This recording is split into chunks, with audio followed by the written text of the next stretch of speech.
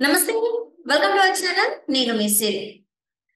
Kadapa MP seat పైన అయిపోయినట్టయితే ground లెవెల్లో ఒక సర్వే నిర్వహిస్తే సంచలన నిజాలు బయటపడ్డాయి. దీంతో అవినాష్ రెడ్డి పైన జగన్మోహన్ రెడ్డి గారు సీరియస్ అయ్యారని చెప్పేసి మనకి వార్తలు వస్తున్నాయి. ఇందులో ఎంతవరకు వాస్తవం ఉందనేది మనకి వివరించడానికి మనతో పాటు ఉన్న ప్రముఖ సీనియర్ జర్నలిస్ట్ దుర్గా కుమార్ గారు. నమస్కారం సార్. నమస్కారం మా సిరి, మన వీక్షకులకు కూడా నమస్కారం. సార్, ఇప్పుడు చూస్తున్నట్టయితే కడప ఎంపీ సీట్ పైన ఐపాక్ గ్రౌండ్ లెవెల్లో ఒక సర్వే అంటే ఒక రిపోర్ట్ అయితే ఇవ్వడం జరిగిందని మనకు తెలుస్తుంది. ఆ రిపోర్ట్ లో కొన్ని సంచలన నిజాలు బయటపడ్డాయని చెప్పేసి మనకు వార్తలు వస్తున్నాయి. తర్వాత ఏమైందంటే అవినాష్ రెడ్డి పైన జగన్మోహన్ రెడ్డి గారు సీరియస్ అయ్యారని చెప్పేసి కూడా వార్తలు వస్తున్నాయి. ఇందులో ఎంతవరకు అసలు వాస్తవం ఉంది అని అంటారు? అంటే కడప సీటు గురించి జగన్మోహన్ రెడ్డి గారికి ఐపాక్ రిపోర్ట్ ఇవ్వాల్సిన అవసరం లేదమ్మా. ఉమ్, కడప లోక్సభ సీటు గురించి ఆయనకు తెలుసు. ఉమ్, ఎందుకంటే ఆయన ఒక మాట చెప్పాడు, వివేకానంద రెడ్డి గారిని ఎవరు హత్య చేశారో కడప జిల్లాలో ప్రతి వాళ్ళకి తెలుసు అని చెప్పాడు. ఉమ్, ప్రతి బిడ్డకి తెలుసు అని చెప్పాడు. ఉమ్, కాబట్టి కడప నియోజకవర్గంలో ఎవరు గెలుస్తున్నది కూడా అందరికీ తెలుసు, ఆయనకి కూడా తెలుసు. ఉమ్, ఇప్పుడు ముంజేతి కంకణానికి అర్థం అక్కర్లేదు కదమ్మా. ఉమ్, ముంజేతి కంకణానికి మనం కళ్ళతోనే చూసుకోవచ్చు, మన కంకణం చేతిది, right. దానికి అర్థం అక్కర్లేదు. కాబట్టి ఇతర ప్రాంతాల్లో ఐపాక్ అవసరం ఉంది కానీ కడప లోక్సభ సీటు ఆయన ప్రజలు అంటే షర్మిల వ్యతిరేకించినా ఎవరు వ్యతిరేకించినా మళ్ళీ అవినాష్ రెడ్డి గారికి ఇచ్చాడు ఆయన. ఉమ్, అంటే ఆయనకి ఒక నమ్మకం ఏంటంటే అవినాష్ రెడ్డి గారు గెలుస్తాడు అని ఆయనకి నమ్మకం. కానీ ఎప్పుడైతే ఇది బాగా తీవ్రమయ్యి సునీతారెడ్డి అండ్ షర్మిల గారు అండ్ సౌభాగ్యమ్మ గారు కుటుంబం అంతా దిగిపోయింది కదా. ఉమ్, కుటుంబం అంతా దిగిపోయింది. తర్వాత ఇది హత్యకి అంతకులకి బాధితులకి మధ్యలో జరుగుతున్న యుద్ధం అని చెప్పారు ఈ ఎన్నిక అనేది. ఉమ్, తర్వాత వివేకానంద రెడ్డి గారికి ఆత్మ శాంతించాలంటే షర్మిలను గెలిపించాలని అడిగారు. షర్మిల ఇక్కడి నుంచి పోటీ చేసి గెలవాలని ఆయన కోరుకున్నాడు. అంతేగాని ఇతరులు ఎవరో ఇక్కడ పోటీ చేయటం ఇష్టం లేదు ఆయనకి.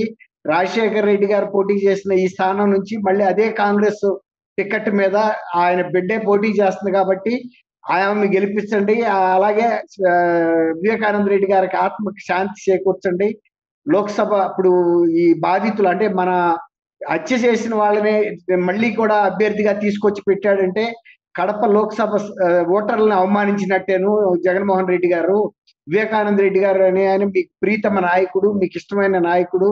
ప్రతి వాళ్ళకి ఆయనతో అవినాభావ సంబంధం ఉంది. ఏదో ఒకసారి మీరు ఆయన కలిశారో, ఆయన మిమ్మల్ని కలిశాడు. ఇలా అందరికీ అందుబాటులో ఉన్న వ్యక్తిని చంపిన అవినాష్ రెడ్డిని తీసుకొచ్చి పోటీ చేయించడం ఏంటి? అందులో నేను స్వయంగా పోటీ చేస్తున్నప్పుడైనా కానీ వేరే క్యాండిడేట్ ని పెట్టినా మాకు పర్వాలేదు. కానీ వివేకానంద రెడ్డి గారి హత్యలో 8వ నిందితుడిగా ఉన్న అవినాష్ రెడ్డి గారిని పోటీ చేయించి మా కుటుంబ ప్రతిష్టను దెబ్బతీశాడు. మా కుటుంబంలో ఇది ఒక అవమానకరమైన సంఘటన మాకు అని చెప్పి వీళ్ళందరూ కూడా బయటకు వచ్చారు. దీనికి తోడు విజయమ్మ గారు నిన్న అంటే ఎలక్షన్ల కొద్ది గంటల ముందు అమెరికా నుంచి ఒక వీడియో విడుదల చేశారు. అందులో ఆమె షర్మిల గారిని గెలిపించమని అడిగింది. రాజశేఖర రెడ్డి గారు కూడా మీ సేవ మనందరి సేవలో ఉండే ఆయన చనిపోయారు. ఇప్పుడు ఆయన బిడ్డ షర్మిలమ్మ కడప లోక్సభ నుంచి పోటీ చేస్తుంది, ఆమెను ఆశీర్వదించండి, ఆమెని లోక్సభకు పంపండి అని కూడా ఆమె స్పష్టంగా విజ్ఞప్తి చేసింది. ఆ సమయంలో జగన్మోహన్ రెడ్డి గురించి అసలు ప్రస్తావన కూడా చేయలే. ఒక 40 సెకండ్ల వీడియోలో లోక్సభ ఓటర్లందరినీ, కడప లోక్సభ ఓటర్లని అభ్యర్థించింది. నేను మీ అందరినీ కూడా కోరుతున్నాను, రాజశేఖర రెడ్డి గారి బిడ్డని షర్మిల్ని ఆశీర్వదించాలి, మీరందరూను మీరు ఆదరించండి అని చెప్పి వీడియో పంపడం కూడా ఆమెకి చాలా కొండంత బలం ఇచ్చింది. అదే సమయంలో ఆమె జగన్మోహన్ రెడ్డి గారి నుంచి ప్రస్తావించకపోవటం కూడా ఆంధ్రప్రదేశ్ ప్రజలను కూడా హెచ్చరించినట్టు అయింది. మీరు జగన్మోహన్ రెడ్డి గారిని ఇప్పుడు ఎన్నుకోవాల్సిన అవసరం లేదు, నేనే తప్పు చేశాను గతంలో ఆయనకి మద్దతు ఇచ్చి, దాని మూలన మీరు మేము అందరం నష్టపడ్డాము, మా కుటుంబ సభ్యులను కూడా కోల్పోయాము, కుటుంబంలో నిట్ట నీళ్లు నా చీలికొచ్చింది అన్న భావన ఆమె వ్యక్తం చేసింది. కాబట్టి కడప లోక్సభలో మీరు అన్నట్టు ఆయన అవినాష్ రెడ్డికి విజయ అవకాశాలు లేవు. అందులో సెంటిమెంటల్ గా కూడా ఎట్టి పరిస్థితుల్లోనూ రాజశేఖర రెడ్డి గారి బిడ్డ ఫస్ట్ టైం షర్మిలమ్మ పోటీ చేస్తుంది కాబట్టి మనం గెలిపించి తీరాలి. ఈ గెలిపించడం ద్వారా మనం రాజశేఖర రెడ్డి గారికి మళ్ళీ వివేకానంద రెడ్డి గారికి కూడా నివాళులు అర్పించినట్టు అవుతుంది. ఇంతకన్నా మనం చేయగలిగింది లేదు. ఇప్పుడు వాళ్ళు ఈ లోకం వదిలిపెట్టి వెళ్ళిపోయారు. ఇప్పుడు కడప లోక్సభ ఓటర్లు చేయగలిగిన సహాయం ఏంటంటే వాళ్ళ ఆత్మశాంతి కోసం ఇప్పుడు వాళ్ళిద్దరూ లేరు కాబట్టి వాళ్ళ స్థానంలో షర్మిల పోటీ చేస్తుంది కాబట్టి ఈ ఆశీర్వాదం కనుక ఆమెకి ఇస్తే ఇది అభినందన అనేది వాళ్ళిద్దరికి అంతుదని ఒక సెంటిమెంట్ అక్కడ ఏర్పడింది అనేది చెప్తున్నారు. కడప ప్రజలు అందరూ కూడా చెప్తున్నారు. మేము షర్మిల గారు రాజశేఖర రెడ్డి బిడ్డ పోటీలో ఉన్నప్పుడు ఇంకొక పార్టీకి గాని ఇంకొక అభ్యర్థికి గాని ఓటేసే ప్రశ్న లేదు అని కూడా చెప్తున్నారు. ఇంకొకటి ఏంటంటే అక్కడ కొంతమంది అంటే స్థానికంగా ఉన్న విషయం, కొంతమంది తెలుగుదేశం అభిమానులు కూడా ఈ సెంటిమెంట్ లో పడిపోయారు. కుటుంబ సెంటిమెంట్ అక్కడ రాజశేఖర రెడ్డి గారికి చాలా కాలం సుదీర్ఘమైన అనుబంధం ఉంది ఆ నియోజకవర్గ ప్రజలతో. ఆ కుటుంబంతో వీళ్ళకి కూడా ఉంది, ప్రజలకి, ఓటర్లందరికీ. అందువల్ల వాళ్ళు కూడా కొంతమంది పార్టీలకు అతీతంగా కొంతమంది అటు కూడా వేశారని కూడా మనకి వార్తలు వస్తున్నాయి. మనం కాదంటానికి కూడా వీలు లేదు, ఎందుకంటే జరిగి ఉండొచ్చు. పార్టీలు ముఖ్యం కాదు, వ్యక్తులు ముఖ్యం. తర్వాత వాళ్ళు ఇవాళ లేరు, వాళ్ళకి ఒక నివాళి అర్పించినట్టుగా భావించి ఈ ఓటుని షర్మిలకి వేశారని కూడా చెప్తున్నారు. సెంటిమెంట్ మాత్రం బలంగా ఉందనే చెప్తున్నారు. అది అయితే పక్కా అమ్మ. షర్మిల గెలుపు అయితే తులసిరెడ్డి గారు కూడా చెప్పాడు, వాళ్ళ పార్టీ నాయకుడు, సీనియర్, దాదాపు ఆయన కూడా రాజశేఖర రెడ్డి గారికి సహచరుడు. ఆయన కూడా మేము ఏది గెలిచినా గెలవకపోయినా కడప లోక్సభ స్థానం మాత్రం కాంగ్రెస్ పార్టీ గెలుస్తుందని. అది కూడా మనకి నిజమే అనిపిస్తుంది, మనమేమి దాన్ని కాదంటానికి వీలు లేదు.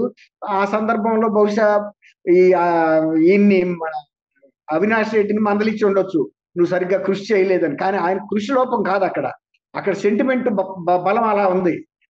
అందులో ఆయన ఏమో నిందితుడిగా ఉన్నాడు, అప్పటికి 8వ నిందితుడిగా ఉండి ఆయన ఏం తీసేసుకోలేడు కదా నిందని. కాబట్టి ఇచ్చింది ఏదైనా తప్పు ఉంటే జగన్మోహన్ రెడ్డి గారిది అవుతుంది, కానీ ఆయనది ఏమంటది తప్పు? ఆయన పోటీ చేయమన్నారు, చేశాడు, బలమైన సెంటిమెంట్ ఉంది, ఆయన దాన్ని ఓవర్కమ్ కాలేడు. ఆయన జగన్మోహన్ రెడ్డి గారే రావచ్చు కదా ప్రచారానికి, అంత గట్టిగా వచ్చి నా చెల్లెలైనా కూడా ఓడించమని ఆయన పిలుపు ఇవ్వలేకపోయాడు కదా. చెప్పాడు ఈయన తరఫున అవినాష్ రెడ్డి అమాయకుడు అన్నాడు, చిన్నవాడని చెప్పాడు, ఈ అచ్చిలో లేడని చెప్పాడు, ఇలాంటి పనులు చేయడు, మంచివాడని చెప్పాడు. కానీ ప్రజలు నమ్మాలి కదమ్మా. ఇప్పుడు ఈ విషయంలో జగన్మోహన్ రెడ్డినే వాళ్ళు నమ్మట్లేదు. దీని వెనకాల జగన్మోహన్ రెడ్డి గారి హస్తం, భారతీయ హస్తం ఉందని కూడా కడప లోక్సభ ఓటర్లు నమ్ముతున్నారు. కాబట్టి అవినాష్ రెడ్డికి ఈయన క్లీన్ చిట్ ఇస్తే సరిపోదు కదా, రేపు న్యాయస్థానం ఇవ్వాలి అది. ఇప్పుడు చూస్తున్నట్టయితే ఎన్నికల అయిపోయిన తర్వాత జగన్మోహన్ రెడ్డి గారు అయితే విదేశీ ప్రయాణం చేస్తున్నారు. సో ఇప్పుడు చూస్తున్నట్టయితే ప్రజలు ఖచ్చితంగా మార్పు కోరుకుంటున్నారు. తట్టు ఏంటంటే ఈసారి ఎప్పుడు కూడా వైఎస్ ఫ్యామిలీకి కంచుకోట లాంటి ఒక కడప జిల్లాని మళ్ళీ కూడా వైఎస్ ఫ్యామిలీ నుంచి కాంగ్రెస్ అభ్యర్థి అయిన షర్మిల గారిని గెలుచుకునే అవకాశం మెండుగా ఉన్నాయని చెప్పేసి ప్రతి ఒక్కరు చెప్తున్నారు సార్. మరి నిజంగానే ఇప్పుడు మీరు అన్నట్టు ఇప్పుడు టీడీపీ వాళ్ళు కూడా షర్మిల గారిని సపోర్ట్ చేస్తున్నారంటే ఇది అసలు ఎలాంటి పన్నమని అనుకోవాలి? అంటే జగన్మోహన్ రెడ్డి గారికి అన్ని డోర్స్ క్లోజ్ అయిపోయినట్టేనా? అంటే ఇప్పుడు షర్మిల గారిని ఆయన ఏ రకంగా కూడా ప్రోత్సహించలేదమ్మా. ఆయన్ని ముఖ్యమంత్రి అవడంలో ఆమె సహాయపడింది, కానీ సొంత చెల్లెలు మన పార్టీలో ఉంది, నన్ను ముఖ్యమంత్రి చేయడానికి సహాయపడింది అని ఆయన ఏ రకంగా ప్రోత్సహించలా. తనుగా మళ్ళీ కాంగ్రెస్ లో చేరి తన రాజకీయ జీవితాన్ని పునర్నిర్మించుకుంటుంది. కాబట్టి ప్రజల ఆశీర్వాదంతో గనక ఒక ఎంపీగా ఎలక్ట్ అయితే ఆయన ఆమెని రాజకీయంగా తొక్కేయాలని చూశాడు, అణగదొక్కాలని. కానీ దానికి భిన్నంగా ఆమె గనక రాజకీయంగా ప్రవేశిస్తే జాతీయ స్థాయిలో కాంగ్రెస్ లో ఆమెకు ఒక మంచి పదవి కూడా ఇస్తారు. జాతీయ స్థాయిలో మహిళా కాంగ్రెస్ అధ్యక్షురాలు కానీ లేకపోతే ప్రధాన కార్యదర్శి ఏదో ఒక పోస్ట్ ఇస్తారు. కాబట్టి ఆమె కాంగ్రెస్ లో వాళ్ళ తండ్రి గారు ఎలా ఎదిగిందో కాంగ్రెస్ ని ఆలంబనగా చేసుకుని షర్మిల గారు కూడా ఎదిగే అవకాశం ఉంది. ఇప్పుడు ప్రాంతీయ పార్టీగా పెట్టుకున్న ఈయన జగన్మోహన్ రెడ్డి గారు ఈసారి ఓటమి పాలైతే మళ్ళీ వచ్చే ఎన్నికలు రాక ఈ పార్టీ కొనసాగుతుందో లేదో చెప్పలేము. కాంగ్రెస్ పార్టీ లాంటి పార్టీ ఎన్ని ఒడిదుడుకులు వచ్చినా గానీ తట్టుకుని నిలబడగలదు. అందులో ఇప్పుడు అధికారంలో కూడా వచ్చే అవకాశం ఉందని కూడా చెప్తున్నారు.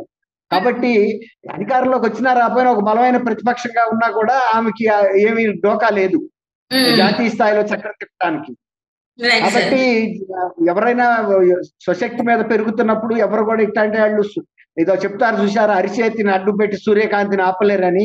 ఎవరి అదృష్టాన్ని ఇంకొకళ్ళు ఆపలేరమ్మా Siri. Right sir, right. Thank you so much sir, మీరు మాతో పాటు జూమ్ కాల్ వచ్చినందుకు ధన్యవాదాలు సార్. థ్యాంక్ యూ అమ్మా సిరి. మన వీక్షకులు కూడా నమస్కారాలు.